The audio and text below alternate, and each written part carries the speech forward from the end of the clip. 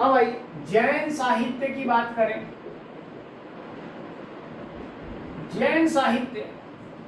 जैन साहित्य का मकसद समाज से जुड़ी बात करना था क्या? नहीं, जैन साहित्य का बेसिकली मकसद था अपने नियमों का प्रचार प्रसार करना, और उन्होंने अपने नियमों का जो प्रचार प्रसार किया उससे भाषा का प्रचार प्रसार हो गया। साथ में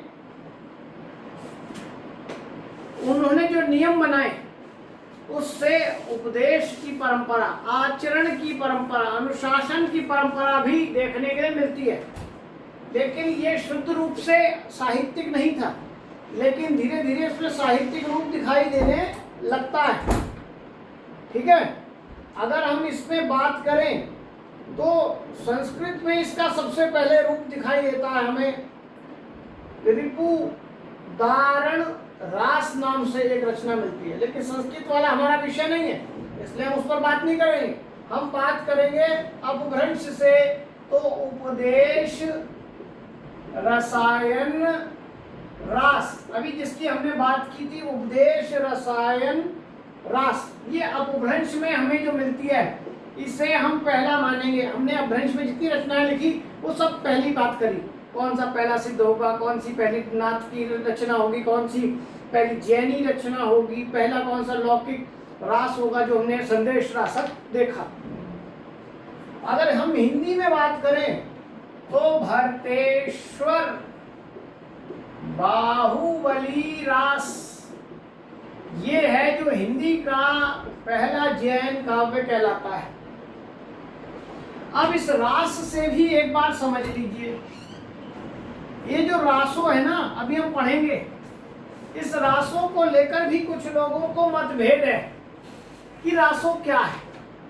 रास एक छंद है, रास एक काव्य है, या रास एक वीर काव्य है, क्या है ये? तो इसे एक बार समझ लें।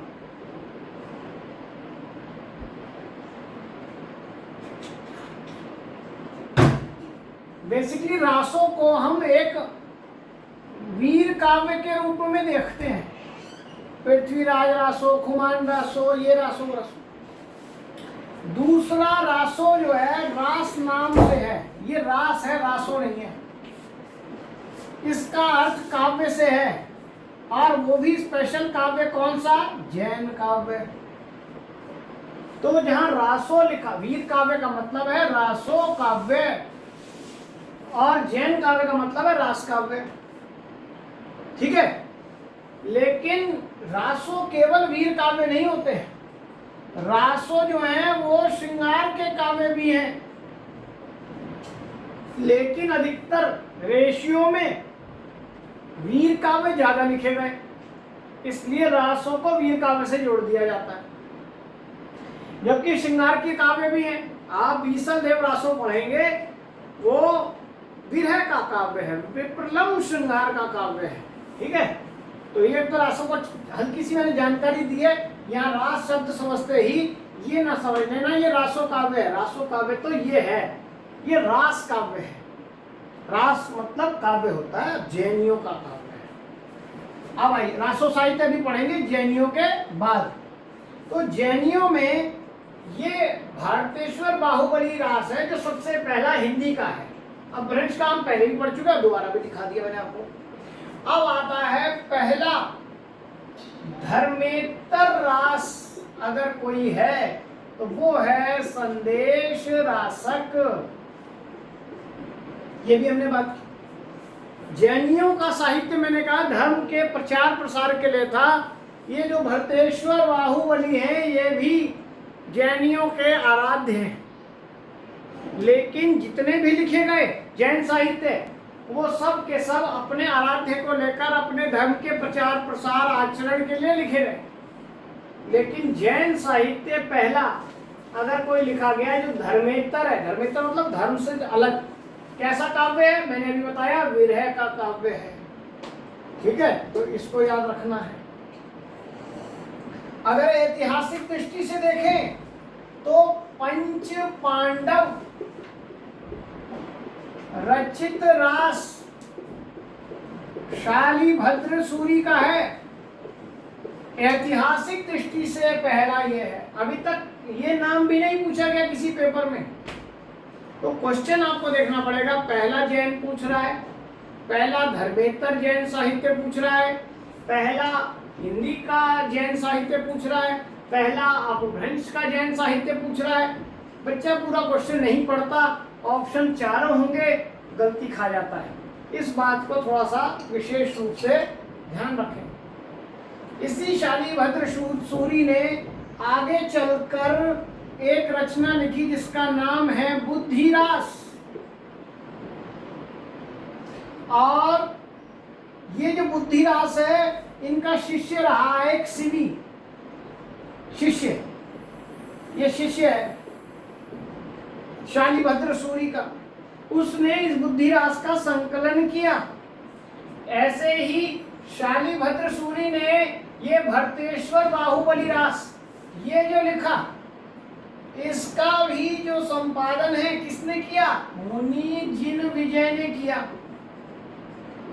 अभी तक ये प्रश्न आया है ये रचना किसकी है? आंसर शालिभद्र सूरी। ये रचना आई, ये किसका है? शालिभद्र सूरी। ये टीजीटी पीजीटी किसी नेट से पूछ लेगा, लेकिन आपसे ये पूछेगा जो अभी तक नहीं आया कि शालिभद्र सूरी का बुद्धिरास का संकलन किसने किया? उसके शिष्य ने, शिवी ने। ना ये प्रश्न आया कि भारतेश्वर बाहुबली रास जो शालिभद्र सूरी का है उसका संपादन किसने किया? मुनि जिन विजय ने। ये भी नहीं आया प्रश्न।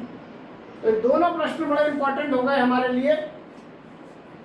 एक और जैन की बात करने जा रहे हैं, उसका नाम है देवसेन।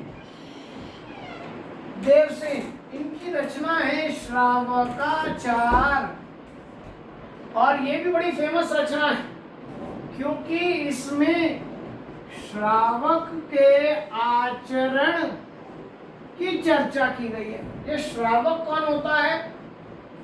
जो जैन मुनि होता है, सफेद वस्त्र धारण करके जैन नियमों को अपनाता है, कब खाना है, कब सोना है, कहाँ रहना है, ये सब नियम जो अपना रहा है, वो श्रावक के सारे नियम इसमें चर्चित हैं। यानी जैनियों की धार्मिक पुस्तक का नाम है क्या? श्रावकाचार। ये कह लें हम, श्रावक के धर्म की चर्चा है, इसमें क्या करना चाहिए एक श्रावक को। श्रावक जैन शिष्य कह ले, ये कह ले, ठीक है। और इसी देवसेन की एक और रचना है जिसका नाम है नयचक्र। नयचक्र। और एक पुस्तक है दर्शन सार। एक है आराधना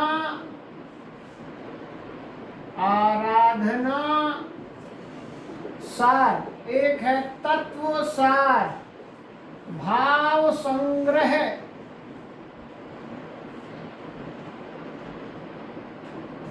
और एक रचना है साव्य धम्म दोहा। ये एग्जाम में एक बार आई है, ये भी एक बार एग्जाम में आई है, ये भी आ चुकी है, ये नहीं आई है। इसलिए देवसेन की रचना के बारे में भी बात हो सकती है।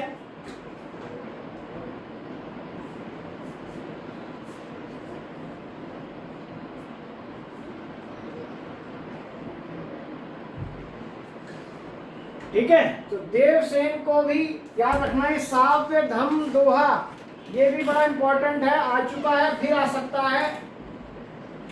तो जैनियों में हमने शालिभद्र सूरी को देखा और देवसेन को देखा, और उसके साथ साथ ये देखा कि सबसे पहले जैन रचना और कौन कौन सी थी। अब आइए एक और कवि जिसका नाम है आसुग कवि, जिन्होंने लिखी रचना चंदन बाला रास। चंदन बाला रास, और एक नाम है जीव दया रास, ये नाम की रचना है। विजय सेन सूरी।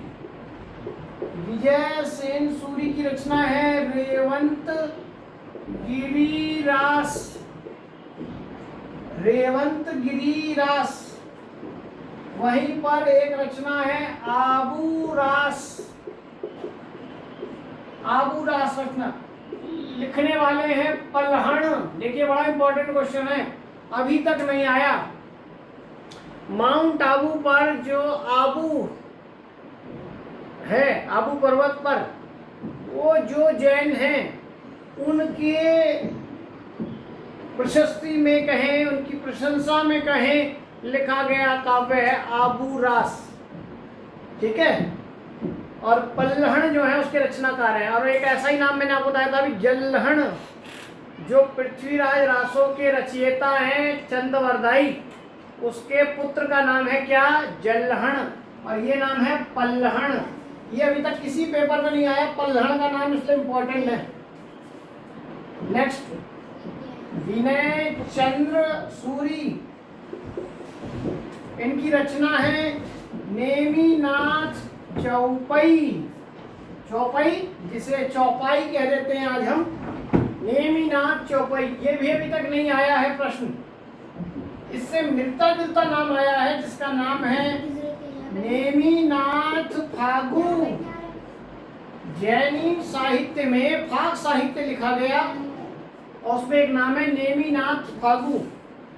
ठीक है, ये जरूर पूछा गया है। वो किसका है, राजशेखर सूरी का। इसलिए दोनों नाम को याद रख लें एक साथ कि चौपाई किसने लिखी और फागु किसने लिखा। जैसे पिछली क्लास में मैंने आपको बताया कुमारपाल चरित किसने लिखा और कुमारपाल प्रतिबोध किसने लिखा। भूले तो नहीं हो ना, भूलना भी नहीं है। ऐसे क्वेश्चन एग्जाम में ज्यादा फंसाते हैं आपको। अब और लिखे, स्थूलीभद्र रास जिणधाम का है।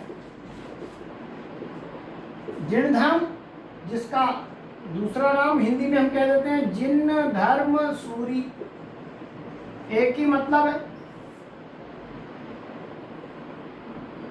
नेमिनाथ रास, देखिए तीसरा नेमिनाथ आ गए।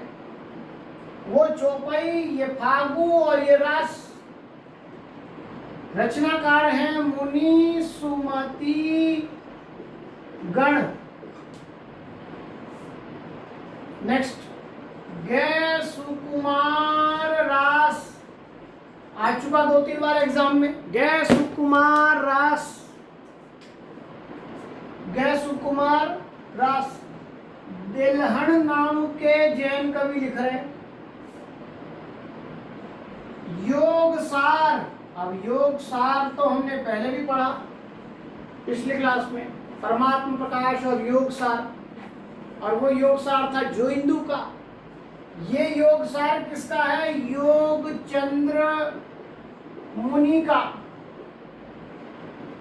ठीक है, इसलिए इसको भूलना नहीं है आपने, सब इंपॉर्टेंट है।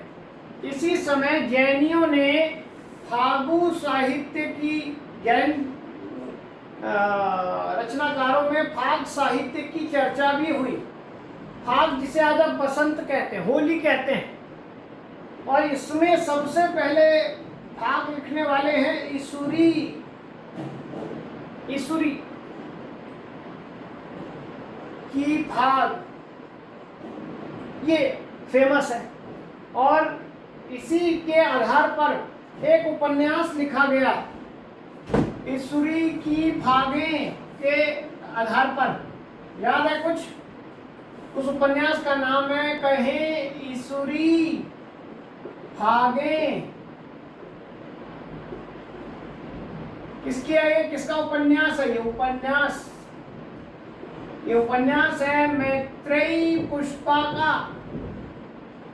ठीक है, इस तरह से क्वेश्चन कर लेते हैं। मान लीजिए यही दे दें कि मैत्रेयी पुष्पा के उपन्यास कहें ईसुरी फागे में, ईसुरी क्या है? तो ईसुरी एक जैन कवि है। फाग क्या है? बसंत का, मदनोत्सव का एक उत्सव है। ठीक है, ये आप बताएंगे। और एक ये नेमिनाथ फाग, ये आपको याद रखना है। 2 फाग बड़े इंपॉर्टेंट हैं, आपसे जनरल क्वेश्चन कर सकता है। फाग साहित्य किसने लिखा? नाथों ने, सिद्धों ने, जैनों ने, या इन सब ने लिखा? आंसर है जैनियों में। क्लियर हो गया।